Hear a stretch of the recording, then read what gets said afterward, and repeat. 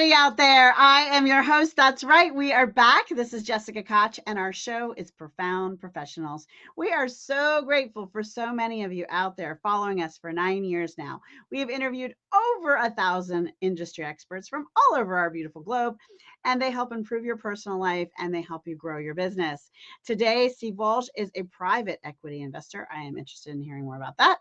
Entrepreneur and author of Make the 10X Leap, helping business owners unlock exponential growth.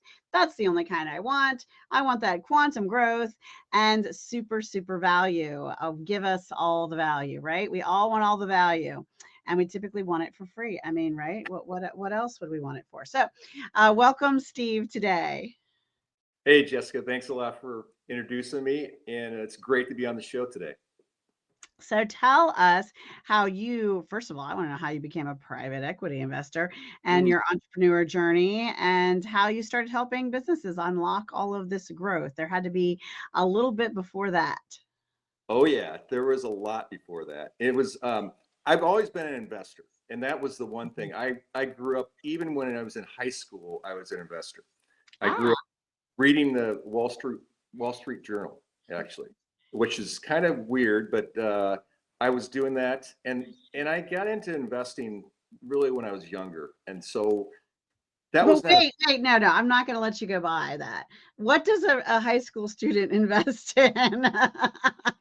I was, here's the thing. I was an entrepreneur back then. I was the kid. I was a farm boy. I was a kid back then, and what I did is this: I would buy motorcycles and fix them up and sell them. So I was an entrepreneur back when I was in high school.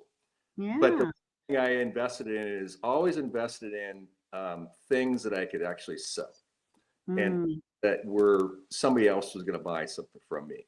So and then, obviously I always looked at stocks. I was always interested in the markets, even when I was in grade school. And so that was one thing I picked up.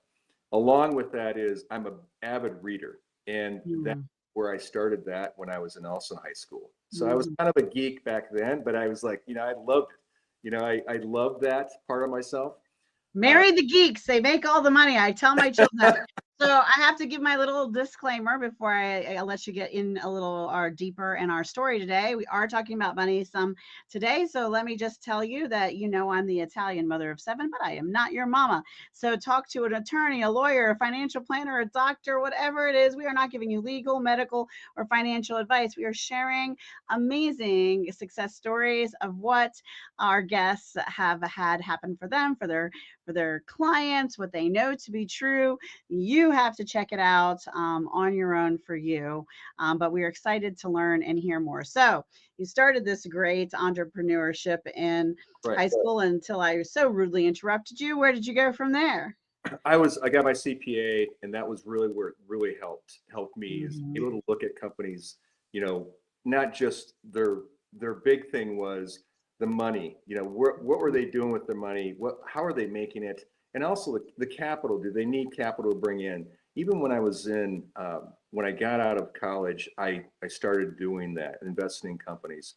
I started to see what money does, really buy things and it was able to grow capital, take your capital and grow it, either in real estate or in stocks or just straight up companies. Well, you're going to be excited to hear that we are having an event. It's a money gratitude event. It is the last 2 weeks of August. It will be available to you no matter if you watch this year, next year, or 5 years from now. But it is how money works harder for you than you work for it. It is passive revenue, creative investing, real estate investing, access to funding. It is going to be a money gratitude extravaganza. And you're speaking exactly the language of our money event coming up. I'm never rude and talk about my own thing, but I totally have to because that is everything we are teaching at our event. That is like super duper perfect. Right. And that was the thing, learning I think a lot of people don't really understand that part of it. And they really need to do is, how do you get your money to work for you when you're sleeping? That's what Warren Buffett has always said that. And so that was one of the things I always looked at is, how do you do that? And So I got into more of the angel investing side. I got into Mhm. angel investing. I got into on the entrepreneur side, started working with companies to grow companies. And Mhm. along the way, I learned a lot. I learned a Mhm. lot about what I really love. And one of the things I really love is marketing. Marketing is, I think, Me too. is It's candy. it is because there are two things I always go back to. And my book, Make the 10X Leap, kind of talks about that. The two things, it's always about it's innovation and marketing. The two things that are most important. Everything else is a cost. As an accountant in me, I look at it as, I didn't see that side. I always looked at the numbers, but the marketing side is so important and people miss out. When I meet with entrepreneurs, the one thing they're good at is making the widget or making the service really good. They're Mhm. really bad about doing one thing, and that's how do you get people to buy it?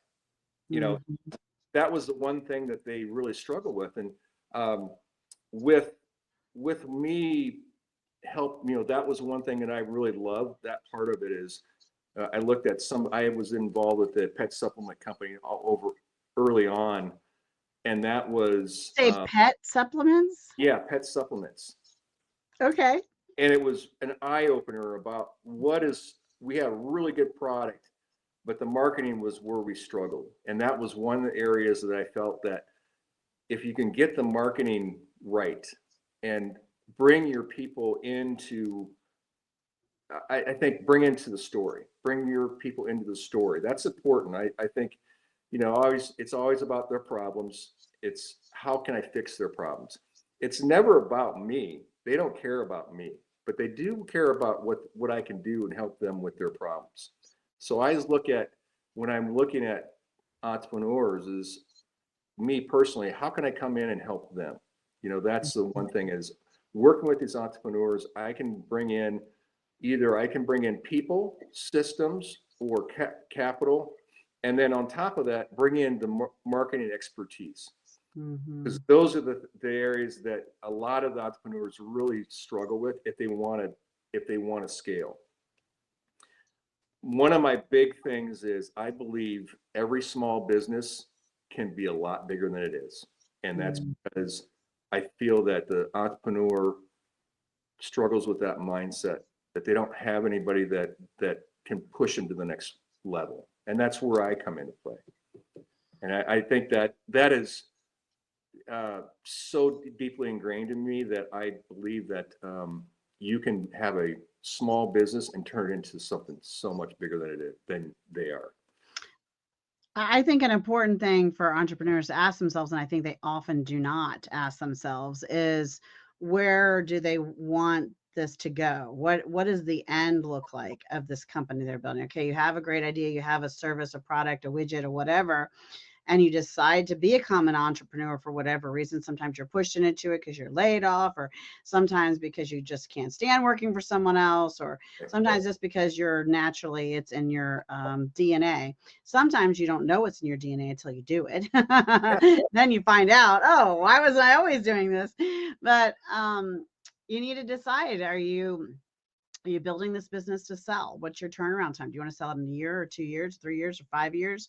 What do you have to put in place in order for it to be attractive to sell? Who is your ideal buyer of your company? Who's your major competitor that might decide you're innovative enough to swallow up and eat up because of your contacts, your systems, your product, your software, your whatever that you have that's better than theirs, but in line with their same product idea?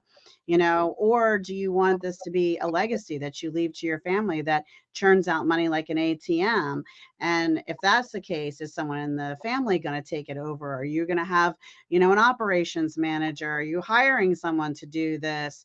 Or do you have person insurance? Like, there's all these things that people don't think about as far as legacy, and how is the trust designed, and and how is it sheltered or protected or made so that they can make these different choices, because it can be a little of all those things, depending on how they want to design it. But it can be anything they want, but it can't be anything if they don't think about what do they want. It's funny you say that. Right now, there's going to be a big shift the next 10 years. We have from that 58 to 75-year-old right now. they have they have a company that they have no idea what they're going to do with it. That they've been doing it the same way for the longest time. They don't either have a legacy, or they don't have anybody to pass it on to. Kids don't want it, things like that. So they have an idea is, what do we do with this? What's happening, unfortunately, is some companies are actually shutting them down.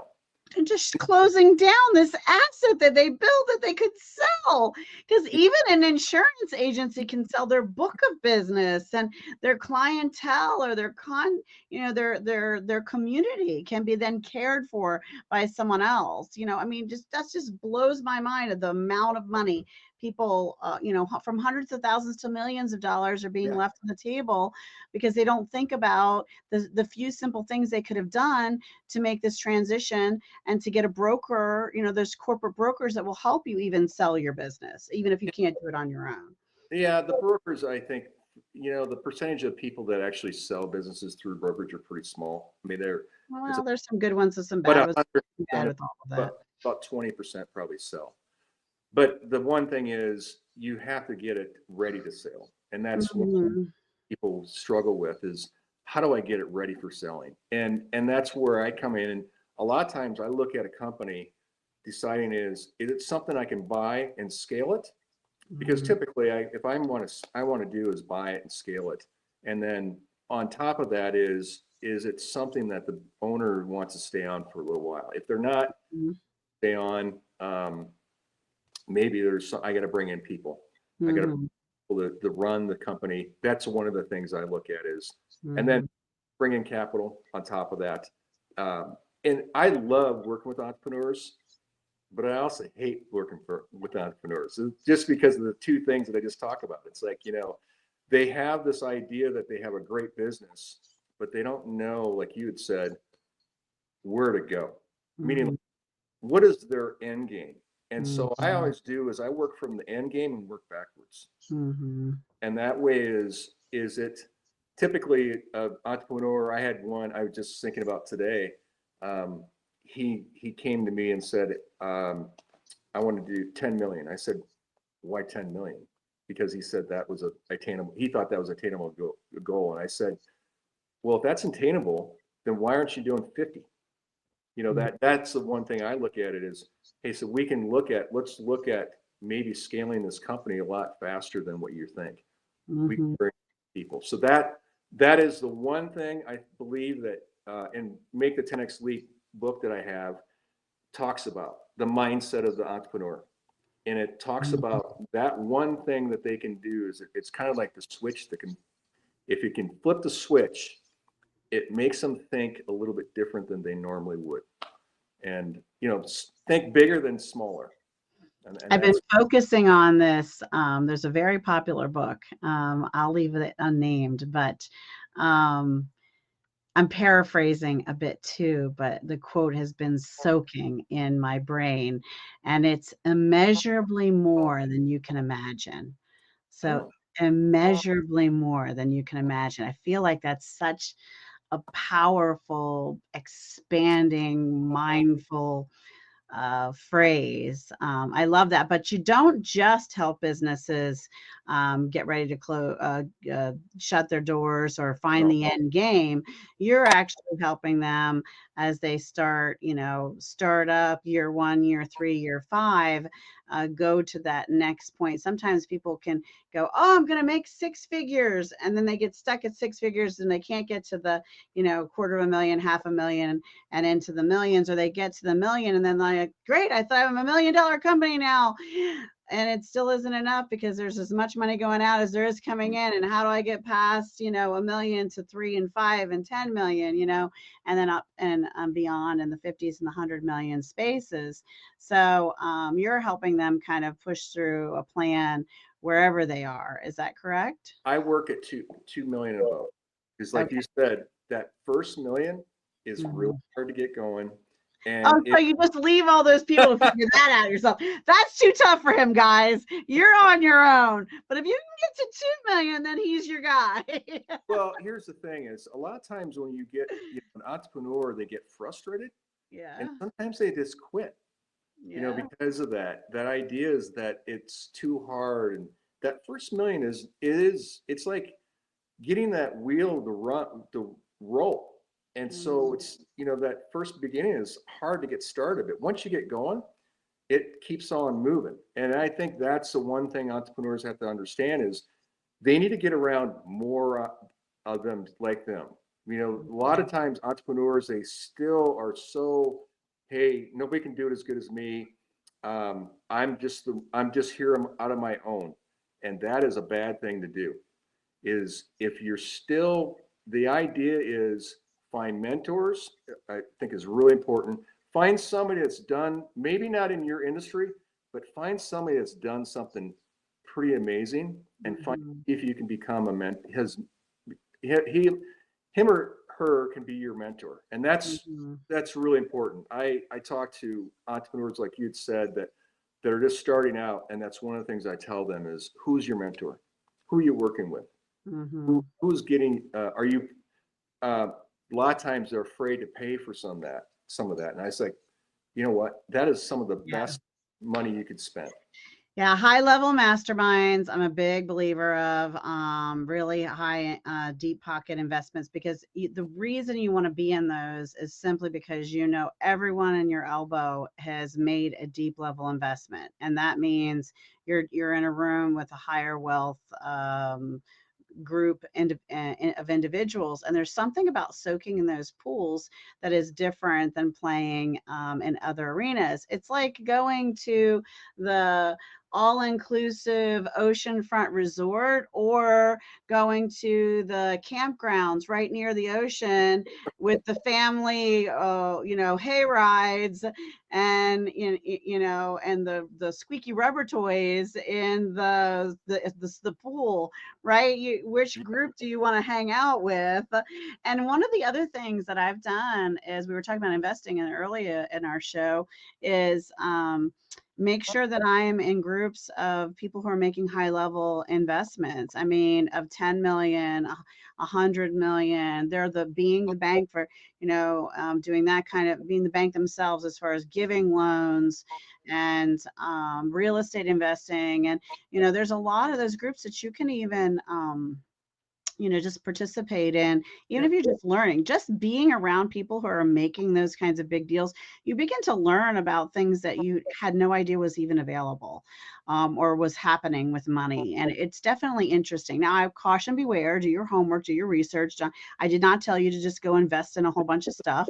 But being around people who are doing it, listening to their mistakes and listening to what's working for them is a really good community of people to have around you, I think. For me, I love it. I'm learning a lot. Well, you learn a lot, and you actually, it's kind of like leveling up. The more around that groups like that, you level yourself up. And so it's a matter of like, where do you want to be? And that's where I look at it is, get in front of those type of people, and you want to level yourself up to that point. I do that all day long. And that's the one thing I'd say is, go out and become uncomfortable. Well, and those people think different too, because I know my brain has shifted, because like if you told me, okay, Jessica, I have this really great deal, but it's and I actually have run into someone recently, and the minimum is the $10 million investment. And my brain now goes, okay, well, the 10 million doesn't have to be my 10 million.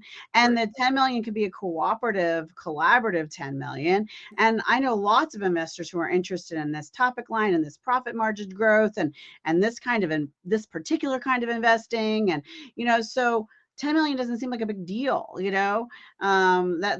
so it really changes your perspective of, some deals that aren't even worth it unless they're beyond 5 million anyway, because it leaves a much bigger percentage for everyone else, everyone involved, when you bring people together to make a profit margin, but at less than 5 million, it doesn't work. The math doesn't work.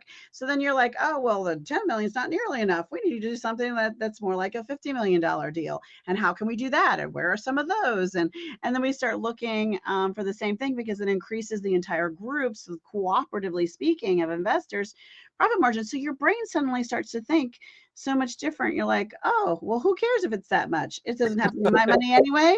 And how can I access some capital or some money and get some other people involved, and let's go do this deal together. And it just becomes fun because money is just a math problem. Money is not a problem. It is a math equation. Uh, It's funny you say that. So entrepreneurs a lot of time will come to me and they say, "Hey, I need capital." I said, "Well, let's look at your company first." Because mhm. it's like it's not the cap. They need capital, but they need to fix their company first because their company is whatever it's hemorrhaging and it's not doing the things it should be doing. Comes down to a lot of times with the marketing plan. What are they doing with that? And then also too is what type of capital do they need? Do they need debt? Do they need capital from me? What is it they need from me? But Mhm. I bring in, and maybe I can bring in a banker. Maybe I bring in on top of my capital I bring in. Maybe I can bring some other ideas. But Mhm. the thing is, it never comes down to starting with the capital first. It always comes down to is why is your company doing what it's doing? Meaning, why is it losing money the way it should be making money? And I Mhm. always say the one thing is you can make money up, down markets. Um, I don't care if we're in a recession or if we're up or down. It doesn't matter. For me, it's a matter of just the mindset of, hey, I can make money in any economy. Oh So that yeah, absolutely. Money has been made. That's a fact. Part of it's your subconscious believing that that's true, but it is a fact that historically money has been made in every kind of economy our country has ever faced. And many multimillionaires were made out of times when the majority of the country was struggling. So it's all about paying attention to what's needed, what people are still investing in, despite what's happening in the economy. So you may have to shift what you're doing or add a product or move a product or change a product or adjust to what's happening in the world. For example, we have a virtual assistant membership program. We have a VA agency. I have about 100 VAs that help our clients all over the world, but I'm currently training all of them and have hired experts and high level certification in building custom AI task agents. And so now my VA team are learning how to go to a person and say, okay, we would have normally done this task for you, but now we're instead hire us to build the AI task agent for you because you don't know how to do that either. Most of our clients don't and don't want to or don't want to know how. And so we're doing that instead. So just pay attention to what's happening and take a step of a minor shift within the line of your work, and you'll still be ahead of the game and bringing it to the market faster than anyone else is. so true, man. AI is really moving so fast, and there's so many applications. Stuff, man. But that, It's hot stuff, man. It's hot stuff right now. well, the applications are there's so many different things that you can do with AI right now, and I It's beyond. The only problem with AI is the limitation of our imagination, right? It really, that is the limit of AI at this point, is that we can't imagine the it's like compounding money. When you talk about compound interest, it's very difficult because it's almost quantum level thinking, right? When you can work with money on compound interest, or when you can work with the abilities of compounding triggers and tasks. It's like a massive domino knockdown thing, or whatever those things are, when you hit a ball and it knocks over a bunch of bottles, and then the uh, mouse trap comes down, and then the lever opens and fireworks go off and your name's in lights in the wall, in the sky, in fireworks. And all of this is possible if you can just imagine it. If you can imagine it and connect it all together, it's possible. And learning to leverage and use that in order to be profitable, it's the shortages of our imagination. That's the shortage right now. I think the biggest problem you have right now, though, is a lot of companies are looking at AI and saying, "What do we need to do?" And what I'm seeing a lot is the companies are trying to figure out is they're being sold a bill of goods, meaning they're not sure what they know they need to do AI, but they don't know what they're buying or how they're going to Or implement it. what or how or what do you use it for, and all of that. Right, That's what I'm talking about. The limit is their imagination and their capacity to wrap their mind around what it could and should be doing for them. right. And so yeah, so that is where people like me and my company are coming in to try to um, build the custom versions of what is needed for them based on the highest return on investment and based on tools they're already using, and building in that infrastructure so that it all makes sense. And also looking at the top things that need to be done. But I always want them to be money making actions. I think, you know, starting with those, marketing is huge, but then also then taking away some of the mundane things. I mean, an AI task agent can literally be built to even think carefully about and respond pretty much to probably 90 or 80% of your email, right? You'd never have to respond to email again, pretty much, and that little bit of percentage will shake itself out over time. There's going to be very few, it's a very small percentage of emails you get that are completely 100% unique. Most of them there's a solution for. Well, ChatGPT does prove that. That was the one. Mhm. Look at what's going on with ChatGPT. It's Mhm. what it will write for you now. So Mhm. it's good. I mean, it's good and bad. It's like personal. Everything is good and Yeah, bad. The I World Wide Web and internet, that was a good and bad opportunity. right. But I think too is personal notes now. I think the big thing is going to be more important than ever is the personalization. And Yes. so if you can do things that people are not doing, like the personalized notes and things like that, it is going to it's if you're trying to get customers, because there's two things. It's easier to keep a customer than get a new customer. Yes. So if you're going to do that, you need to do personalized things for the existing customer. Mhm. Signing notes, super easy, everyday things like that. Like you were saying earlier about birthdays. If you Mhm. send them something on their birthday, Mhm. just the basics like that. And there's a lot of companies out there, they don't even do the basics. And so Mhm. then it's like a matter of like, if that's the case, then it's really easy to outcompete them. And Mhm. I think in this day and age, smaller companies have a better opportunity to outcompete the larger companies in a Mhm. lot of different areas because of that personalization. Now the thing is, with a lot of people going back to the office, things like that, um, Mhm. becoming more in front of people, getting, Mhm. sales is a good example. I love sales. And in order to get into front of people, probably more so now than ever, it's easier because Mhm. people want that personalization. They're Mhm. they're hungry for it. That Mhm. you're looking for it, and I think that's the great opportunity. There's some great opportunities right now. Mhm.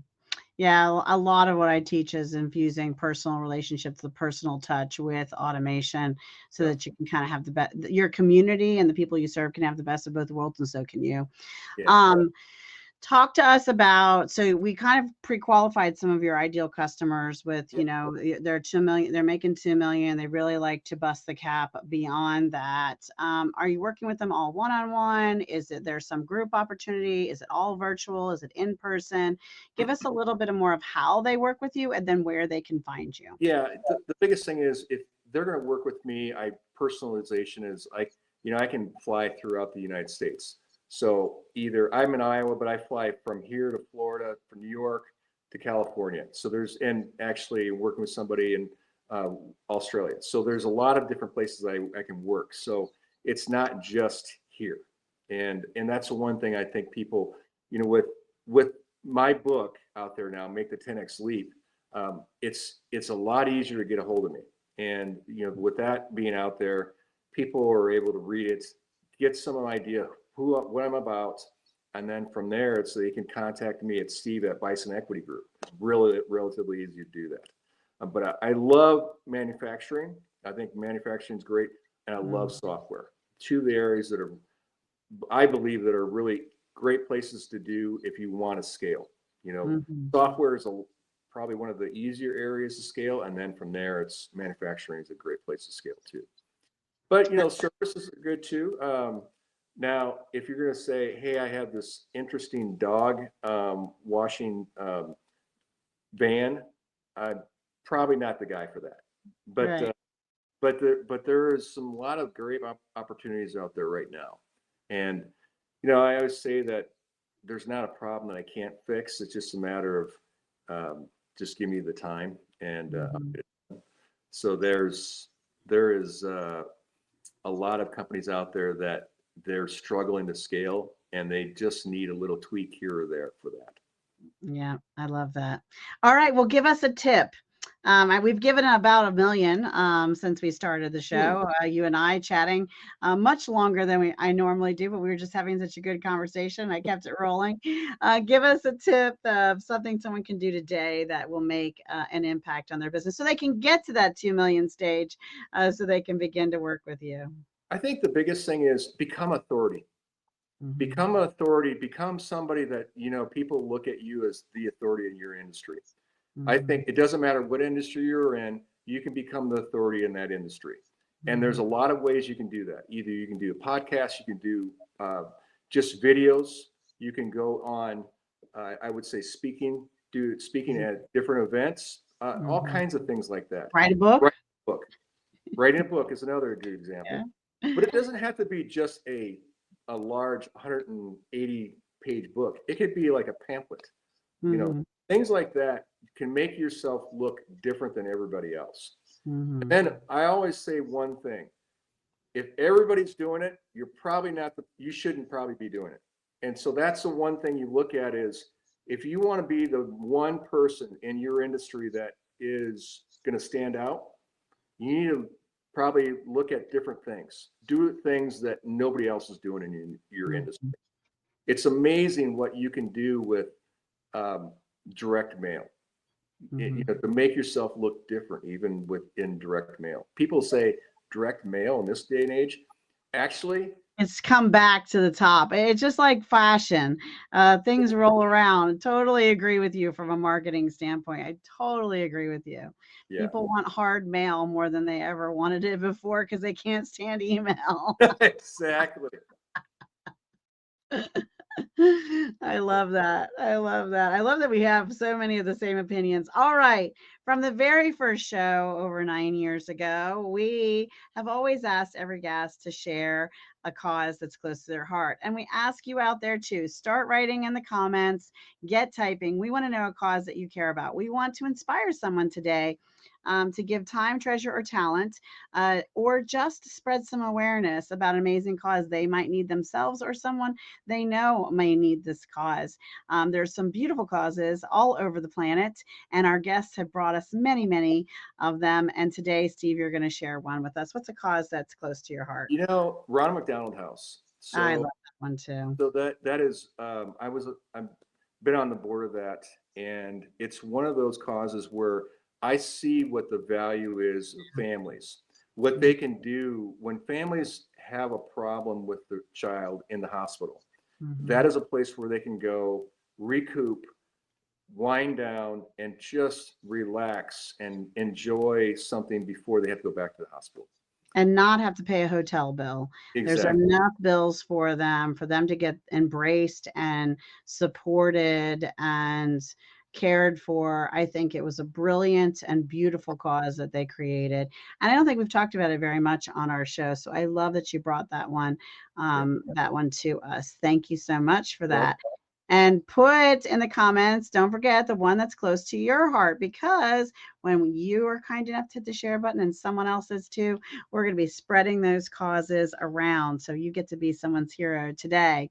Now, how about a book that inspired your personal life or helped you grow your business? Now that's you out there too. Get typing. If you wrote a book, if you love a book, put it in the comments, because we want to inspire all kinds of reading today. So Steve, how about your book? There's so many books out there I've read, but some of the books that I look at is for business growth.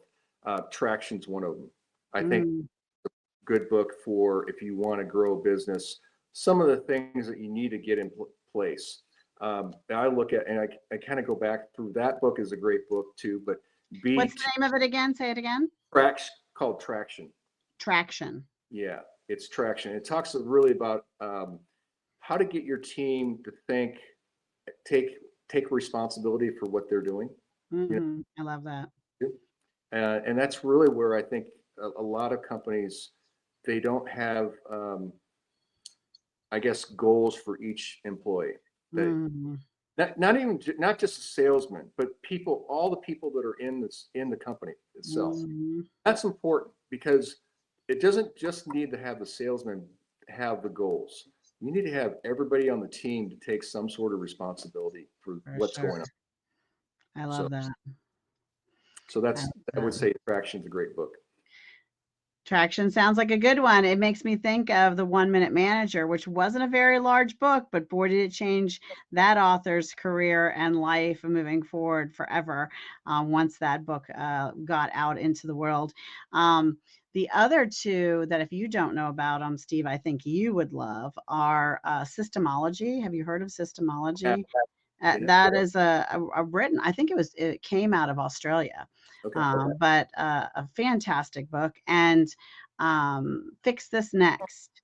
That's another outstanding book. And actually, those two fill any gaps where the one is missing, the other comes through. So if you read those two together, those are outstanding, Remember that. fascinating reads.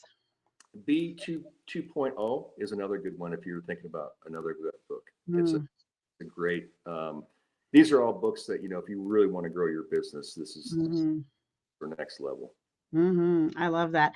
The other thing that helps you get mindset next level is called Quantum NLP, and it's only available in audio. And Christine, um, she'll have to forgive me her last name, but she's out of Europe, Oh, and it's on Amazon. And I even found it on an audio site on my library, but it's called Quantum NLP, and it's really fascinating. So, taking different aspects, including your business, to that ultimate level, breaking through all those barriers we were right. talking about, so really cool.